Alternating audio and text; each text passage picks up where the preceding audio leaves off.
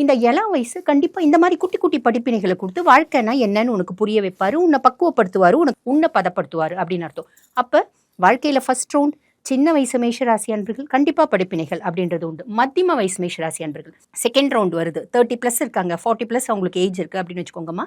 அந்த சனி ரொம்ப சின்ன பிள்ளைங்களுக்கு விரைய சனி அப்படிம்பாங்க. இந்த 2வது ரவுண்ட் வர்றத பொங்கு சனி அப்படிம்பாங்க. பொங்கு சனினா அதிர்ஷ்டமும் வசதியும் வாய்ப்பும் பொங்கி வந்துருமா? Not like that. அதுவும் வந்து இட்ஸ் அ மித். அப்போ என்ன ஆகும், உனக்கு படிப்பினைகள் அப்படின்றது கம்மி. ஆல்ரெடி உன்னை சனி பகவான் நல்லா செதுக்கி சிற்பமாக்கிட்டாரு. இப்போ உன்னை செதுக்கிறதுக்கு ஒன்றும் இல்லை. அப்போ இந்த காலகட்டத்தை நீ உன்னோட முன்னேற்றத்துக்காக பயன்படுத்திக்கலாம். எவ்வளோ தூரம் ஓடணும்னு நினைக்கிறியோ ஓடு, உன்னோட டெஸ்டினி அடைவேன். முயற்சி திருவினையாக்கும் அப்படின்றது இந்த மத்தியம வயசு மேஷராசி அன்பர்களுக்கு.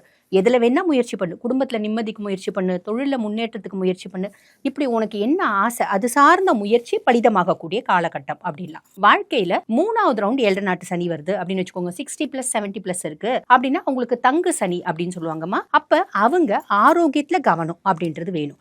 ஆக மேஷராசி அன்பர்களை பொறுத்த வரைக்கும் 10 மற்றும் 11க்கு அதிபன், அதாவது அவங்களோட ஜீவனஸ்தானம் தொழில் ஸ்தானத்துக்கும் அவன் தான் அதிபன், உபஜயஸ்தானம் லாபஸ்தானத்துக்கும் அவன் தான் அதிபன். அவன் 12ஆம் பாவத்தில் வந்து உட்காரும் போது இந்த மாதிரி பலன்கள் அப்படின்றது கொடுப்பாமா.